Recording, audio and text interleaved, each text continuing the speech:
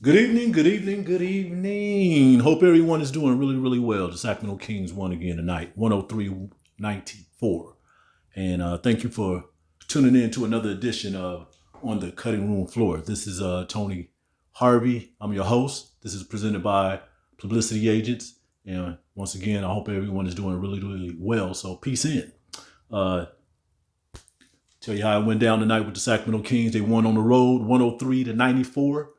In Memphis, Tennessee, against the Memphis Grizzlies at FedEx Center. So that would be their third straight win on the 7-game road trip and their fourth straight.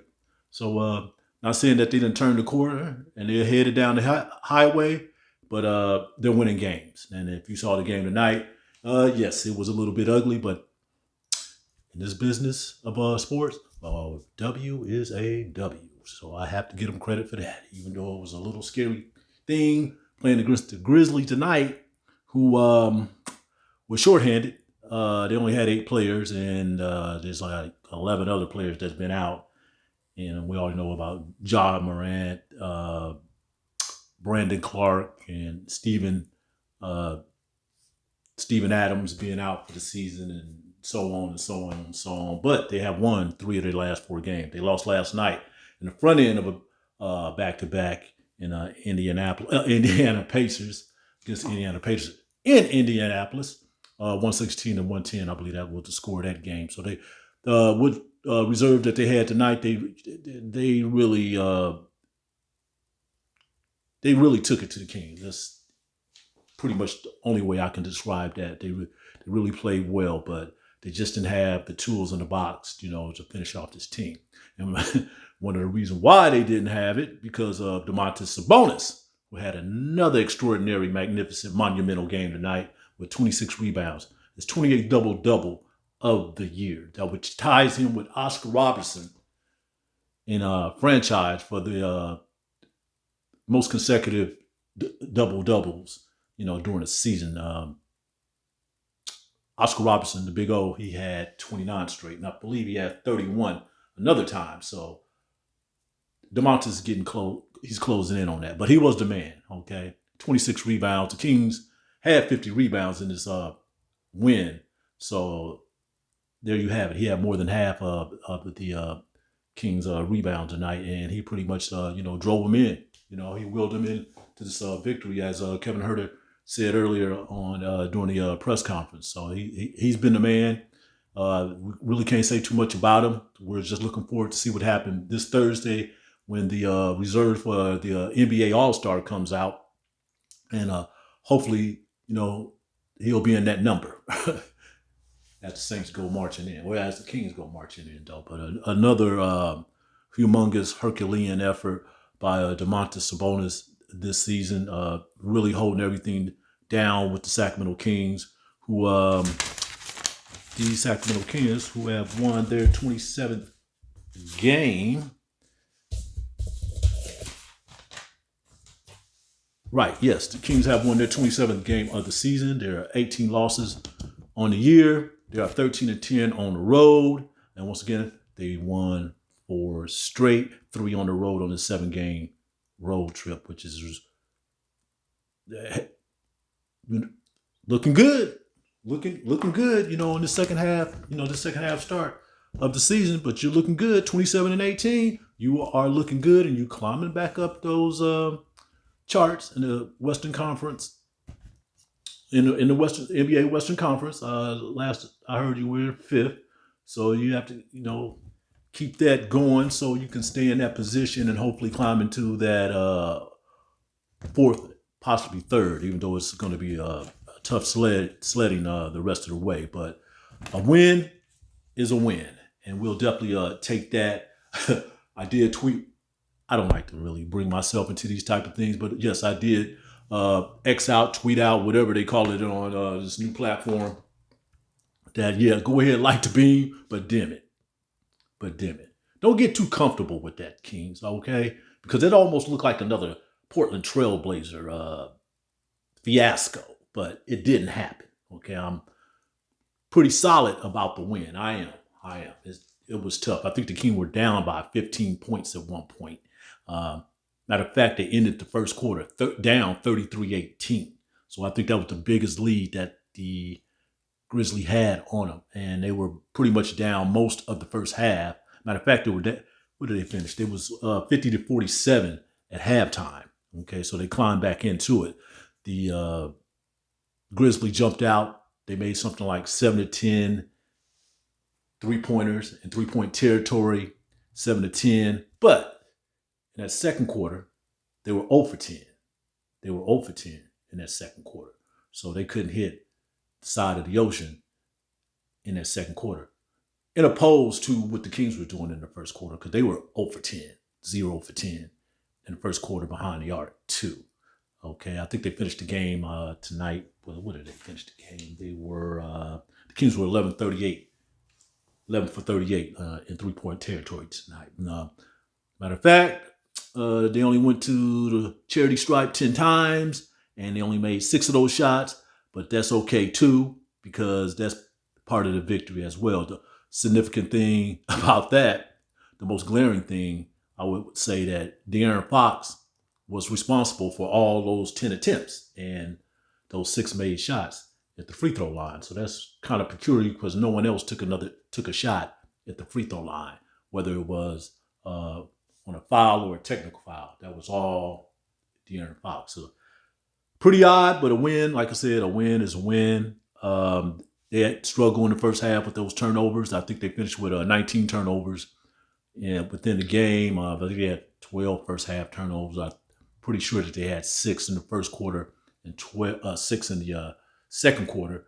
So you can't do that. I mean, you got to really take care of the ball against a team that only has like 8 players, and probably half of them, if I'm not embellishing, probably were like 2 8 players. I know they had to pull a couple players from the G League anyway. All right, remember they're without 11 players. Okay, so that's a total of 19 players that had been in the uniform. Well, not exactly, because Brandon Clark and Steven Adams, they hadn't played this season. Brandon Clark might be coming back at some point in the season too, but that's a total of 19 players that they've been dealing with throughout this season. So got to take care of the ball in those type of situations. I'm okay what happened there. You know, we can take the 19 turnovers. We'll take the win. De'Aaron, 10 attempts at the free throw line, sinking 6. I'll take that as well. Still have to, bump it up a little bit. You want to be in that 80% percentile or more, shooting those freebies, for the charity stuff. So overall, good game. Memphis, they fall to 18-28 on the season. And they're actually 5-16 at the FedEx Center, which is kind of surprising because they're 13-13 on the road. So that's where they do all their business. That's where they do most of their damage is on the road. They've been winning away from home, but they're not that really good. They're not that really good on their home court floor, but they're really good. When they're packing their bags and headed out to other places. But Memphis, it is what it is. I think last time the Kings played them was December 31st, New Year's Eve. And since then, they have won 6 games since they lost to the Kings back at that time, about a month ago. And they have lost 9 games, including the Kings game tonight. So they, in the last 15 games, they were able to win 6 of them. Okay, so anyway, that's what's going on with the Grizzlies. But let me get to the Sacramento Kings. Them Kings. Okay, 103-94 victory. Domantas Sabonis, 20 points, 26 rebounds, 5 assists. Okay, of those 26 rebounds, 6 of them were offensive rebounds. He did all this in 38 minutes. He got 26 rebounds in 38 minutes. Okay, monumental, major. Okay, 10-11 shooting from the field. Okay, like I said, none of these guys went to the free throw line, and that includes Domantas Sabonis too. Of course, tonight he didn't have to take a 3. He did all this dirty work in the paint, and I think, they had 56 points total in the paint. The Kings did, in opposed to the Grizzlies that only had 32 or 34. No, they're really, really light. They're really soft when it comes to that point. And I knew Domantas was going to have another monster game because I think he had, 21 rebounds on New Year's Eve when they played him last year too. But yeah, Domantas Sabonis, you the man. All we just looking forward to, actually both of you, Domantas and De'Aaron, to get a shot at those slots for the reserve for the NBA All-Star weekend. So let's see what happens. Kevin Huerter. He's playing really consistent right now, okay? And what I mean by playing consistent, both ways, two ways, okay? He's playing defense and he's doing his business on offense. He had 17 points tonight, 5 rebounds, 4 assists, 2 steals, 37 minutes. 7 for 15 shooting from the floor, 3 from 8 in 3-point territory. And he's just been doing some incredible things. He's been in the mix on those defensive stuff. These things don't show up in the stats, but he's been doing this part two ways. So I have to give it up to him. Psychologically, I think he's about at 90% right now, okay? Just as long as he just keeps shooting what they want him to do and he keep playing defense, keep rebounding, stay focused. Stay focused. Concentrate on what you're doing to help your team win, Kevin. And that's what you're doing, a true professional, okay? And that's what happens when you know that you're struggling and you're having a rough time, keep yourself settled, okay? Keep yourself calmed down, okay? All right? Don't act out in front of your teammates and your coaches and let them know how you feel, what's going on in your head. Play ball, okay? Play team ball. And that's exactly what he's been doing there. Because I told you there's 3 benevolent players on this squad. Okay, some of the nicest people that you want to meet. Okay, Domantas Sabonis, Kevin Huerter, and Harrison Barnes. All of them are professional. They're true professionals and things like that. But I'm really talking about the top nice guys, and they're all nice. Don't get me wrong. I mean, I figure they have a good relationship with the media. Despite some of the things that have happened in the last few weeks with some bad losses and things like that. But they always been professionals, in front of us and treat us with respect as we try to do them.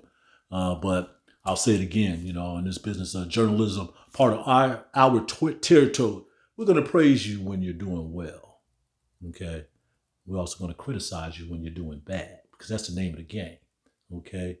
We have a job to do too. So understand that. But I want to, give a shout out to all of them, in the way that they've been conducting themselves and presenting their attitude. So let's move on down to De'Aaron Fox. 23 points, 5 rebounds, 4 assists in 34 minutes. 8 for 14 shooting from the field. Okay. Only made 1 3-pointer out of 4 attempts. 2 steals. I love that. Okay. 6 for 10 from the free throw line. He was the only guy. That's all they needed. They won the game. Just leave it there. Let's move on. Y'all know in the last segment, after the last game, I was talking about, Dr. James Naismith and, the essence of having free throws in the game. And that's the way it is because free throws are part of the game. And yes, they do help win games. I don't care how you size it up. That's where we are now. Kevin Huerter, just spoke to him. 17 points, 17 rebounds, 4 assists, blah, blah, blah. Moving on down to Harrison Barnes. Been playing well. Had 20 points in the last game. Made a couple key free throws in the last game for that win. Hey, you're doing your thing right now, Harrison. He had 12 points tonight, 3 rebounds, 4 assists. 5 for 15 shooting from the field. I'm gonna give you that because you've been on fire. 2 for 10 from 3-point territory in 35 minutes. Matter of fact, I think he missed his first 7-8 shots from the field before he sank one. I think that was a 3-pointer when he did. But think about that. Okay, he kept shooting it and he ends up with 12 points on the night. Keegan Murray, I'm not worried about you, man. I understand. Because really, if you look at this, 5 points, 5 rebounds, 2 assists in 24 minutes. You had 2 steals. Okay, you still trying to do something productive. Okay, you didn't have a good shooting night. Second year, man. You only been playing for like a season and a half. I'm going to give you that in 24 minutes. Trey Lyles, as usual, he does his thing. Okay, he played basketball in that area. He's actually He's Canadian, but he played high school basketball in Indianapolis, so he's not too far from there. It's only like 4.5 hour trip from Indianapolis to Memphis, Tennessee. And as we know, Malik Monk is about 50 minutes from Memphis, Tennessee to on the other side of the river, the Mississippi River in Arkansas. Didn't really have a good night either. 3 points, you know. He did some razzle-dazzle stuff tonight too, trying to do some magician dribbling with the ball. Not too fond of what happening there because the game was still pretty tight, but he'll catch on. Okay, there was 24 bench points from the team as whole total, and Monk had 3 points. As I said, Lyles had 10 points. Davion Mitchell, he came off the bench. He had 5 points. JaVale McGee, 8 points and 4 rebounds. I'll take that. Anything that we can do when we get that type of production and able to sit Domantas down for a few minutes so, he can catch a break, catch some air, let his legs get up under him. I'm okay with that. I'm okay with JaVale McGee. I'm okay with Alex Len. We haven't seen Alex in the last few months, but this is what I'll say about Alex Len because I know this is, I wouldn't say I know, but I wouldn't speculate either. But I know what I think I understand what Mike Brown and his coaching staff is leaning on, okay? Because Alex Len is going to be ready at the end of the season, no matter what's happening here, okay? Playoff, I don't want to say play-in, playoff play-in, second round playoffs, whatever. Alex Len will be available, and he will be used at that time, okay? You want to use JaVale right now in these situations and stuff, and it's working, okay, on both ends, offensively and defensively, okay, and rested my guy up for about 8, 10, 12, 13 minutes. Domantas Sabonis I'm talking about. I'm okay with that. I can ride with that. I can ride with that all night, because I like what Alex is doing, and I love what JaVale is doing. I love what both of those backup centers are doing, so I'm okay with that. All right, okay, as we move on, the Kings were 43 from 84 shooting from the field. 51%, mentioned before, 11 for 38 in three-point territory, 6 for 10 free throws. Okay, 19 turnovers, 51 rebounds, 56 points in the paint for this win. Okay, we'll take that. Jaren Jackson for the Grizzlies in 22 points, in 32 minutes. 22 points, 3 rebounds, 2 assists, 10 for 12, on the charity stripe, shooting free throws. These guys can't do nothing. Domantas Sabonis, you know you can't. All right, 3 rebounds, you 6'10", 6'11", okay? All right, we already know what he did the last game on New Year's Eve, how he was handling y'all. He was throwing y'all around like paper, okay? Maybe I shouldn't say paper, but he was moving you guys around, and y'all know it, okay? 3 rebounds, I don't understand that. I really do. I know. Santi Aldama, okay, 16 points, 7 rebounds, 2 assists in 34 minutes. He was 5 for 8, shooting in three-point territory, had 2 steals and 2 assists. Okay, that was one of the backup guys that they really needed tonight. He done spent some time in the G League, as had been mentioned on the telecast tonight. He kept them in there a little bit, with their perimeter shooting. Scottie Pippen Jr., who at the beginning of the season, he was playing with the South Bay Lakers as a two-way player. I think he was a two-way player because he had played for. He was actually he signed with the Los Angeles Lakers, but now he's with the Grizzlies. I think he will be with them for the rest of the season. So Scottie Pippen Jr., another one of those fill-in guys, two-way guys, because he does play in the G League too. 12 points, 2 rebounds, 5 assists, 3 steals in 31 minutes. Okay, G.G. Jackson, I do like this guy. He's the youngest player in the NBA at the age of 19. Came off the bench, 12 points, 6 rebounds, 2 assists, and 1 steal. And another guy came off the bench, Matt Hurt, 10 points, hit 2 3-pointers in the game. Kings, they kept up with the Kings, for most part of the game, but they started missing a lot of shots, and the Kings were actually forcing them to take a lot of shots, and they were not getting many second chances opportunities. It was like one and done. They were 30 for 80 shooting from the floor, 13 for 36 shooting threes, but 21 of 28 at the free throw line. So that was the story of the Memphis Grizzlies tonight. That was their point. And as I said before, okay, they only had 8 players. Xavier Tillman, he played. Odama, who I mentioned, okay, David Roddy, Scottie Pippen Jr., Jaren Jackson. Those all 5 were the starters. And then their backups were Matt Hurt, as I mentioned, Gigi Jackson, and Jacob Gilliard. That's all they had tonight. And they put up 94 points. And it was up by 15 points at one point in the first half. And they actually played really, really well. But they wasn't going to be getting many points in the paint. They only had 32, 34 points in the paint compared to the Kings having 56 points in the paint. Because you're not going down there and messing with Domantas Sabonis. That's just not going to happen.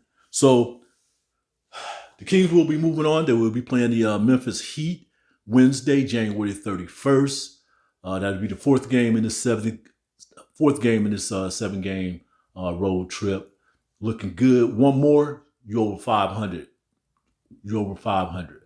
So I don't care how it's done, the way it's done, what personnel you have to use to get it done, get this win, okay? And then you will actually be 10 games. You'll be 10 games over 500, okay? You can really be coming back with a good record back at home in the first February, okay? But one game at a time, okay? Because Miami, they're definitely going to be tough. The Kings will have to face Scary Terry Rozier again, because he was traded from the Charlotte Hornets to the Miami Heat about a week ago. Okay, so they will have to deal with him again in a Miami Heat uniform. Kyle Lowry was in that trade too, so he was shipped off to Charlotte.